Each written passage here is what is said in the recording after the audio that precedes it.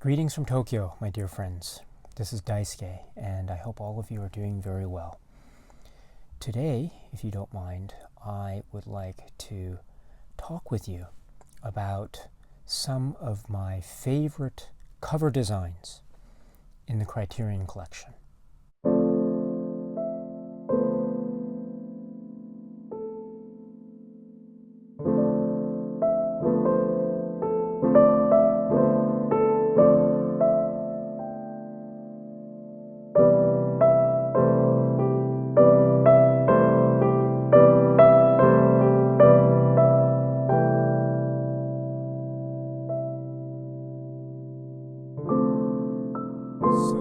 I would like to again talk about what are some of my favorite cover designs in the Criterion collection DVD and Blu-ray collections. So I'm not going to be talking about the Laserdiscs. I think I'll talk about Laserdiscs in a separate video because the Laserdisc covers are real interesting, and some of them are true works of art. And so I'd like to share those with you one of these days. But today I'd like to focus on the DVD and Blu-ray collection from the Criterion collection. And this has been requested by a number of people, but specifically let me call out two people, and they have given me permission to mention them. So first is Henry. So my dear friend Henry, I hope you're doing very well today, and thank you very much for all your energy and your enthusiastic spirit. I am very appreciative, so I hope you're doing well. And thank you very much for your question about the cover designs. I know it means a lot to you, so I hope that this list that I am about to provide is somewhat interesting to you. And also, I'd like to mention my dear friend Lindsay. So Lindsay, if you're still watching, hello. I know you asked about this, I think, nearly a year ago, and so I apologize for the lateness of my response, but I hope you don't mind. As the adage goes, better late than never. But again, I really apologize for my lateness, so I hope you can forgive me, Lindsay. But you asked about my favorite designs, I think, from the Criterion collection. And so I'd like to take the opportunity now to discuss the designs. I should say from the outset that I have a particular approach to my, let's say, Criterion collection collecting, for lack of a better word. It's namely this. I'll be perfectly honest. I love the designs. I love the packaging designs. I think that's part of the appeal and charm of the Criterion collection. I think it's really great. But I admit that it's not the biggest selling point for me when I consider a Criterion collection release. I rarely find any cover art to be, let's say, totally objectionable, for instance. There are a couple examples where I think the cover art is a little bit lacking, but maybe I'll talk about that in another video, perhaps. But generally speaking, I usually am very positive towards the cover art announcements from Criterion, for instance, and so I don't necessarily see too many issues. But then again, I'm not an artist.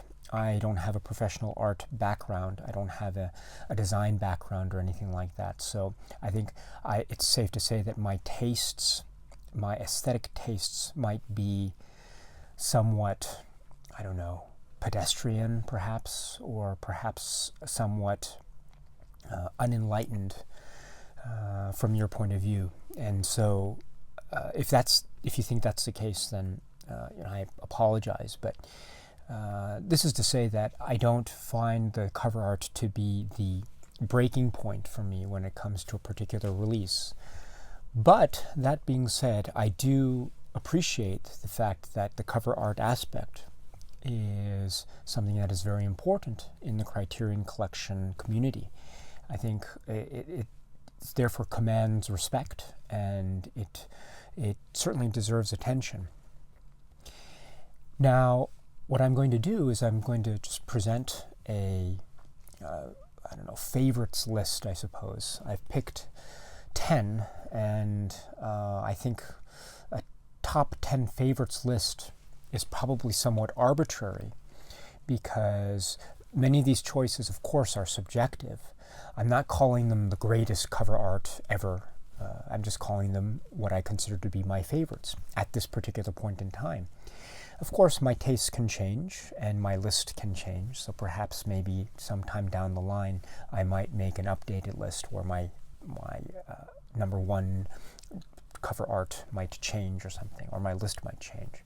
And I think that's very natural, because the cover art in the Criterion collection is very varied. It's quite wide in scope. There are many types of art that are on display.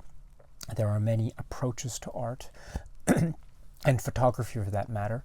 And there are a lot of different styles at work. And so some styles might appeal to some people and other styles might appeal to others. That's just the nature of the game, so to speak.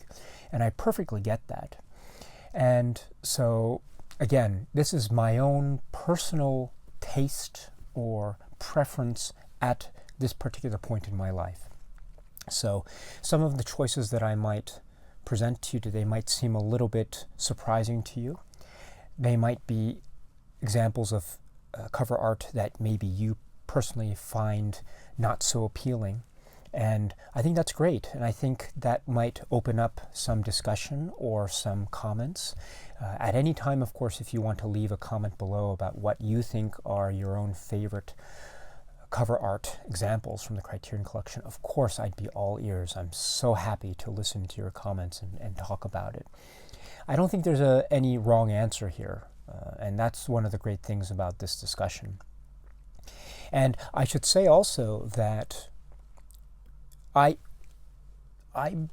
usually have a lot of trouble putting together top 10 favorite lists.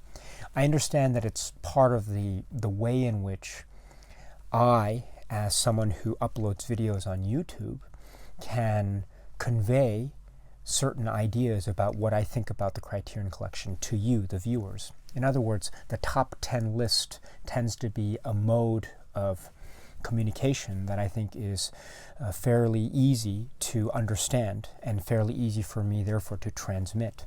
So in that sense, I think the top 10 list format is very helpful. On the other hand, I do recognize the fact that it might be seen as somewhat of a futile exercise, in the sense that it's very difficult to make a distinction between what is considered quote unquote better than something else, you know.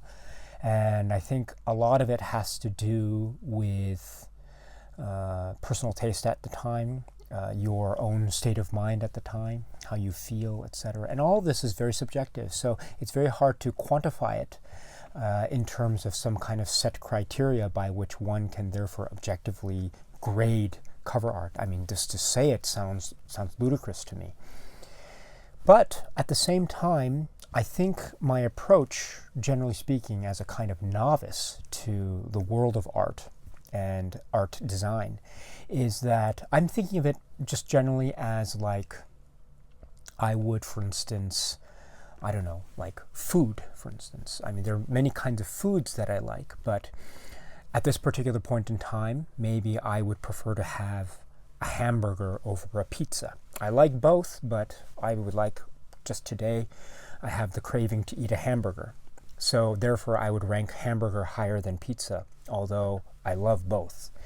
So, and that's, I think, just a question of, I mean, to boil it down to its essence, I would say it's probably a question of what we can do with the limited amount of time that we have. In other words, we have a certain amount of time in which we can devote our energy to focusing on a particular piece of artwork. And so the question, therefore, is, because we have a limited amount of time, how are we choosing to use our time? Are we choosing to use our time to focus on this piece of artwork, or are we choosing to use our time focusing on this piece of artwork? And so therefore, in my brain, I can kind of make a choice between this or that, based, again, on the subjective criteria that I mentioned earlier.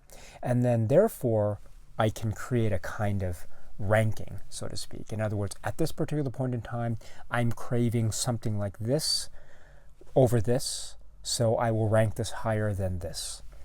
So that's the general approach that I have. But again, I completely admit that this approach is very, I would say, very suspect. It has no set criteria necessarily that is easy to articulate. And so if you feel frustrated in my kind of explanations or lack thereof, then I apologize. But again, I hope you can appreciate the fact that this actually is a very difficult exercise for me. And again, a list that I might put up today might change tomorrow. And also, any list that I put up today would very likely be different than any list that you might come up with. So I would, again, urge you to share with me your thoughts and comments about your own list and your own preferences about cover art and your own preferences in the cover art designs that are made available in the Criterion Collection DVD and Blu-ray selection. And then before I go on, I'd like to just mention this book here, which is Criterion Designs. This is a large hardcover coffee table-like book, and I hope it's still available, but this is actually one of those great books from the Criterion Collection. As you can see, it has wonderful layouts of, not all, but a selection of the artwork for the cover designs for the Criterion Collection, and also the packaging design as well. And so there are little blurbs. There are also citations of the artists, etc. What I love especially here is the back. You've got this kind of index of pictures of the DVD and Blu-ray artwork, and also, ta-da, this kind of index of Laserdisc artwork as well. And again, I really love the Laserdisc artwork. Although I should admit that this is, well, maybe I'll discuss it in another video, but the Laserdisc artwork selection here, as brilliant as it is, there are a couple gaps and some inconsistencies with respect to the Laserdisc artwork layout as it appears in this book. But I'll discuss that in a separate video on the Laserdisc artwork. So, but this is a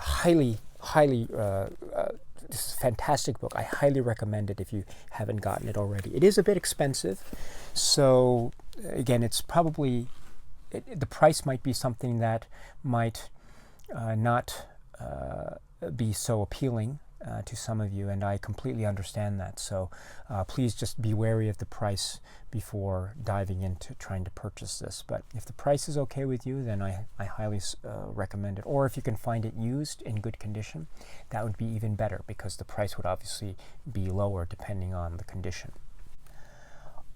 Also, before I continue, let me say that when I chose the artwork, I tried very much to separate my love or opinion of the film itself from my appreciation of the artwork. So therefore, I tried to look at the artwork, and I tried to consider how the artwork affects me emotionally and how it affects me intellectually, if at all. I also tried to focus on how the artwork seems to capture some aspect or essence of the film, at least from my point of view, and also any other aesthetically pleasing aspects that are, again, based on my own subjective criteria. So in that sense, I tried to separate my feelings about the film and my feelings about the artwork. So again, so anything that I mention here is not necessarily reflective of my feelings of the film per se, but it's merely about the artwork. But that being said, of course, there are there is a kind of connective tissue, if you like, between the artwork as it's presented by the Criterion Collection and the work itself, the film work itself. And so, of course, there are going to be there is some relevance with respect to the film work vis-a-vis the artwork. So I don't deny that. But again, I try to be as separate as possible. So with that in mind, let me now share with you my top 10 favorite Criterion Collection cover art. Number 10. Spine number 222, an out-of-print DVD as of now.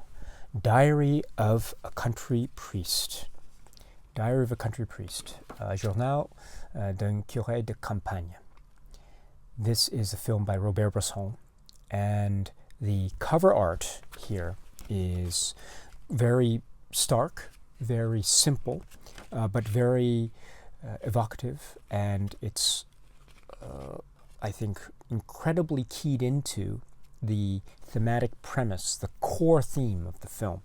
So this is, let's see, art director is Christine Detriot, and menu and package designed by Michael Boland, thebolanddesignedco.com.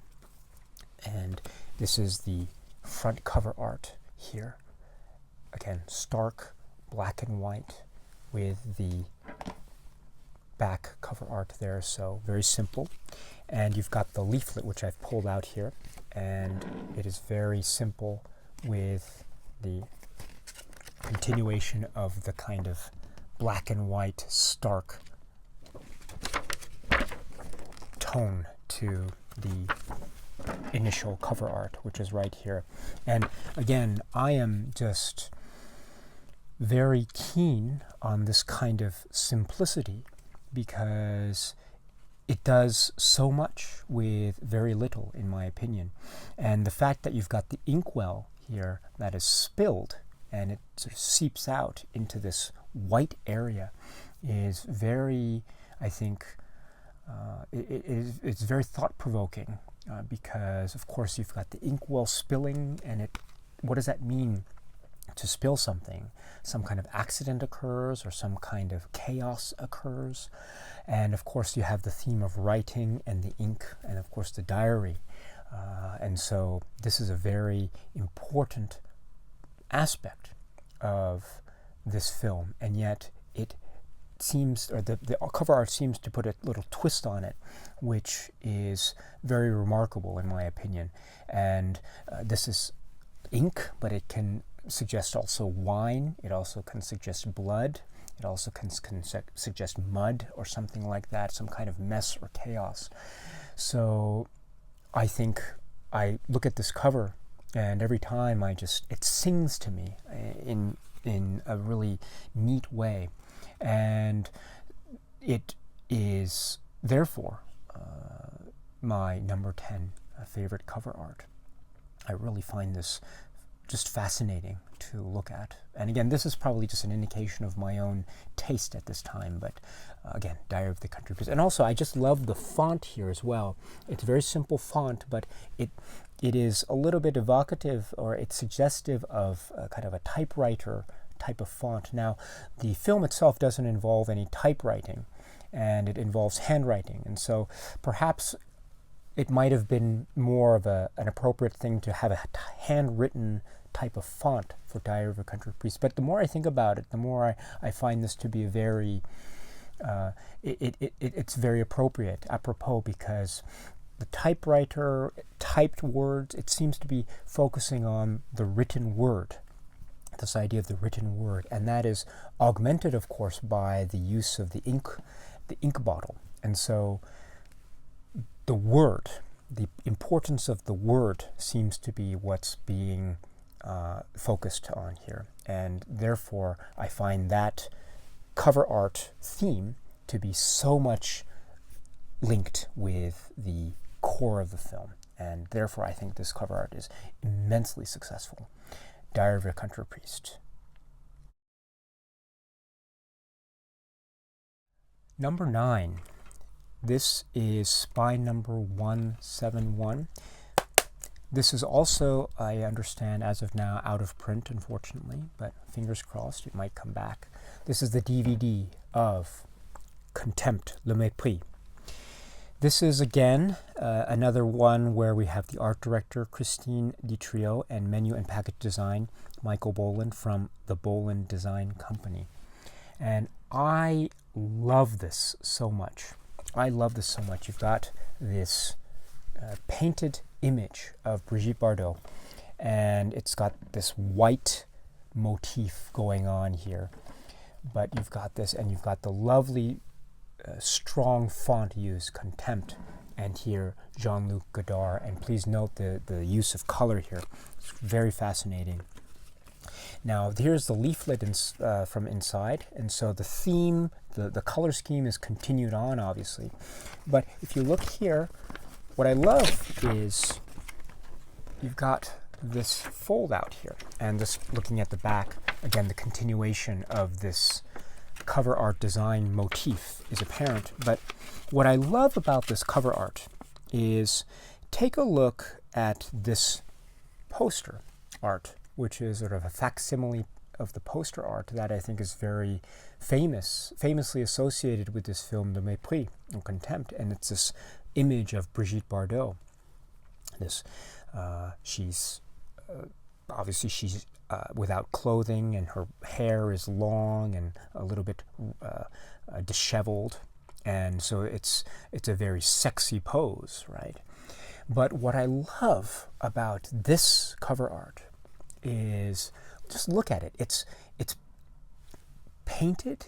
It seems a little bit de-beautified. I don't know if that's a word, but in other words, it seems to trying to augment the shadows, the darkness, the dirty edges, if you like, of the image of Bardot. And I think that is so ingenious because, again, I don't want to go into too much detail, but the film seems to be at heart, or at least part of it, seems to be all about this idea of deconstruction, and this idea of the deconstruction of the image of the beauty, and beauty personified by Brigitte Bardot at the time, who was just one of the most beautiful women ever to grace the silver screen. To have that iconic image of Brigitte Bardot and twist it in this way, I think is so genius and very simple, and quite a startling image, in my opinion. And dark red motif. It might be a little bit suggestive of a kind of violent tone, perhaps, and that can mean physical violence, but of course it also can mean a kind of emotional violence. And I think if you've seen the film, you might have a sense of what I'm referring to. So, all in all, this is just a brilliant design, and then just capped off by the bold, stark pronouncement of the title, Contempt, and then here below, Jean-Luc Godard. And I love this because, again, we have this notion of the importance of the word and the title here. And I like that interplay because, as you know, the film itself has a very interesting title sequence, and I don't want to spoil it for anyone who hasn't seen it, but I think for those of you who have, know what I'm talking about. And so there's an interesting counterpoint, let me put it that way, between the title as it appears here and the title as it appears in the title sequence of the film. So anyway, Contempt, my number 9 favorite Criterion Collection artwork, cover design. I really love this. Number 8, this is Spy number 453. This is also out of print as of now, but if the rumor mill is anything to be believed, fingers crossed, something might be coming soon. But in any event, as of now, this is out of print. This is the Blu-ray of Chungking Express. Now this is the Digipack release with the slipcase. So you've got the cover art here, right? Lovely, lovely cover art. and then it's kind of that green motif continued on through the back. And it's got that faded light effect and the silhouette of a character. And it looks to be Faye Wong, who, and if it is Faye Wong, and of course Faye Wong is a very iconic performance in this film. And then if we take off the slipcase, we can see here this motif of the rushing lights is continued on, although the green motif now is gone, and we have now a blue, a black blue, and a little bit of red here continued on into the back. And then inside we've got the disc itself. And I've taken out the booklet here, and the booklet would have been housed in the pocket inside, but this is the booklet, and it continues on the blue theme, or the motif of the inner artwork. And there we've got the wonderful Faye Wong, and more pictures there that continue on with this particular motif. So this is Chungking Express artwork. Now this is, let me say, art director is Sarah Habibi, and menu and package design Lucien S.Y. Yang. I am so in love with this cover because it is, I think, just the perfect encapsulation of this film, at least how I view it. There is a rush of light, you know, and the idea of the city landscape at night in particular. Lights are flashing, but there is a haze. There is a kind of looseness with the air and the atmosphere that is always accompanied with flickering lights and a lovely haze and background. And you've got the silhouette of who is arguably perhaps the iconic performance in this film, which is Faye Wong. It's an iconic performance in a film filled with iconic performances. But at least for my money, she seems, at least to me, to be the symbol of the film for a variety of reasons. A lot to do with her character, but also how she is treated as a character and as an element in this overall work by Wong Kar-wai. And therefore, I find this artwork to be hypnotic. It's so on edge. It is very kinetic. You can almost sense the movement in the artwork, you know.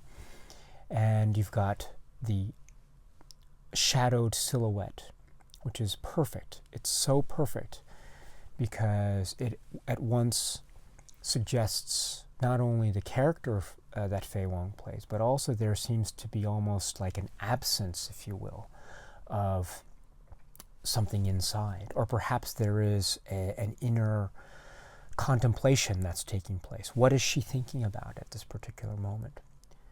Who is she thinking about? Why is she thinking? What is she thinking? All these questions emerge, and they draw you back into the core, the heart of the film. Therefore, this artwork works for me in so many ways. Therefore, I love this very much. So this is, what is it, my number 8, Chungking Express.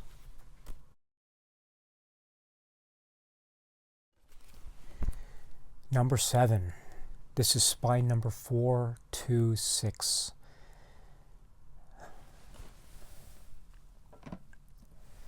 The Ice Storm. The Ice Storm artwork here is just wonderful, to die for. This is truly breathtaking. And again, it is so breathtaking in the form of its own simplicity. And what is being shown here is at once so obvious and at the same time so filled with mystery. And I love it so much. Before I continue, let me just say that art directors are Sarah Habibi, Neil Kellerhouse, and Eric Skillman, with the designer being Neil Kellerhouse. And I love it too. I love this. Of course, you've got this, what seems to be ice formation, and a reflection of something. Perhaps it's a car light, or perhaps it's something a little bit more sinister, who knows. The dark, of course, suggestive of the night, and this is very important. This is, of course, very key to the film, because there is an ice storm that is very significant to the film. I mean, it's called the ice storm as well. And speaking of the title, look at this lovely font here. This font is so simple, and yet it is very, I think, deceptive and quite disarming in its cold simplicity. There are no spaces in between the letters. The only distinction between words is this use of bold, and I think it's a fascinating choice. There is a kind of almost tense feeling that is being engendered here. I don't know if that makes any sense, but this is a truly it gives me a sense of tension and almost dread. Can't quite describe it in any other way, except it's just so brilliant in that respect. But here we go. This dark black night motif is continued on to the back, and I've pulled out the inner art, the inner booklet, and so you've got the continuation of this, except now you have more indications of the time. So Nixon, and also pictures of stills from the film, etc. But you've got this dark ice formation motif still continuing on, which is really brilliant. And again, this red, what is the red that is being reflected here or being depicted here? That is something for you to decide as a viewer of this artwork. But for those of you who've seen the film, perhaps you might have a sense of what is being depicted here. Who knows? In any event, I think it is very chilling. I think it is very mysterious. And I think it is made even more mysterious by the fact that it's so simple. And I love this idea of the ice forming from the bottom up, and then it creeps into the darkness of the night. So what does that mean as well? I'm not sure. And I love also how there is a kind of balance, but an imbalance at the same time. You know, there's a balance formed by the ice formation at the bottom and the darkness at the top, but it's also off balance in a sense because the formation seems to be jagged and seemingly chaotic. So you've got this idea of chaos creeping into the stillness of night. I love it. I love this. And again, this is so in keeping with the themes of the film. So therefore, as an encapsulation, as a kind of capturing the essence of the film, this artwork is incredibly successful, in my opinion. So, The Ice Storm. This is my number 7. Number 6. This is by number 238, and this is A Woman is a Woman DVD. Now, this is a film by Jean-Luc Godard, and this is by number 238. This is one with art director Christine Ditrio and menu and package design Alexander Koo. Look at this design. Isn't this beautiful? Look at this. I love this beauty here. And I love how the title is mentioned in English, A Woman is a Woman. And then if you notice, it says here, Une femme est une femme. So that's the French title, Une femme est une femme. And then here again, Jean-Luc Godard, A Woman is a Woman, with that lovely use of color. White background with pink, orange, blue, but primarily blue and pink. And you've got little colored, what appear to be segments of the stills from the film, which is brilliant. And you've got the circle motif, which I love so much. I love this idea of the circle motif. There's a lovely playfulness here, and it's very much in keeping of this 60s style, jazz style, for lack of a better phrase. And this dot motif is continuing on to the back here as well. And I've taken out the booklet, and you've got this dot motif with the gel color, so to speak, continuing on. And here, look at that. Isn't that beautiful? And this motif is continued through, but of course you also have this these colored stills, if you like, which is also in keeping with the design, although it's not one solid color. As you can see, there seems to be a blend here, like yellow to orange to red, etc. So this is also in keeping with the various use of color that we saw on the DVD cover. Look at this. This is really great, and there is a playfulness here. There is also a kind of playing with color, which is of course a wonderful link with how color is employed in this particular film, and also how image is employed by Godard in this particular film. This, I think, it feels bubbly, it feels very light and frothy, and I think that's in keeping with the film, although of course it's not all lightness. Of course there are a few heavy moments in the film, as those of you who've seen the film would probably attest to as well. But that being said, there is just an effervescence that is being captured here in this cover. And what is more, for me, I just love this particular kind of aesthetic.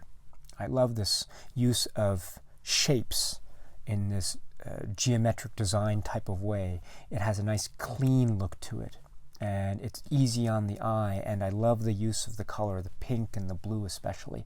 It is really very pleasing, and it's a very pleasing look for a film that is also very pleasing, and a lovely example of Godard's 60s work.